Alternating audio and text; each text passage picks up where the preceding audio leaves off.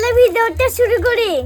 ভিডিওটা শুরু আজকে পাপাকে দিয়েই করলাম, কারণ আজকে কৃষ্ণনন্দার জন্মদিন। আর জানো অনেকক্ষণ ধরে বৌদি ফোন করছিল যে তাড়াতাড়ি আয় কেকটা কাটা, বাট কি করা যাবে, অনেকটাই আমাদের লেট হয়ে গেছে। সে কারণে আমি বললাম যে তুই কেকটা কাটিয়েই নে। গিয়ে দেখি বার্থডে বয় তো খুব বিজি, মানে ক্যাটারিং করছিল। এই দেখো বার্থডে বয়ের জন্য এই গিফটটা নিয়েছিলাম, মানে আমার আর কৌশিকের তরফ থেকে গিফটটা ছিল। তারপরে পাপার কাছ থেকে চকলেট নিয়ে একটু আমি কেক খেয়ে নিই। আমি এসে থেকে বৌদিকে দেখতে পাচ্ছিলাম না, কারণ এই মহারানীর জন্য চিকেন রান্না করতে গেছে। ম্যাডাম আবার মাটন খান না। তারপরেই আমি কৃষ্ণনন্দার সাথে একটু বদমাশি করে নিচ্ছি, যেটা আমি সব সময় করি। আর এইসব করতে করতেই দেখি স্যার কেক নিয়ে চলে এসছে, মানে আবার কেক কাটা হবে। আর তাই বেশি দেরি না করে আমরা সবাই বাইরে চলে আসি। আর দেখো কৌশিক কাজে লেগেও পড়েছে। যাই হোক কেকটা কিন্তু খুব সুন্দর ছিল।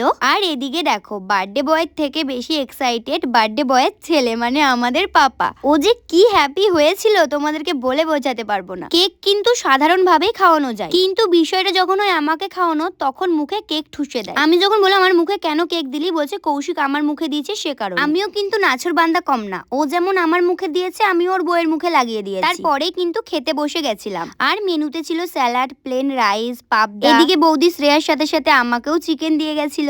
আর ছিল মাটন, আর মাটনটা এত জুসি হয়েছিল কি বলবো তোমাদের। পনির পকোড়াও ছিল, সেটা আমাদের সবার লাস্টে দিয়েছে। আর জানো সব রান্না কৃষ্ণনন্দার বাবা করেছে। তো চলো ভিডিওটা এই অবধি থাকলো, সবাইকে টাটা।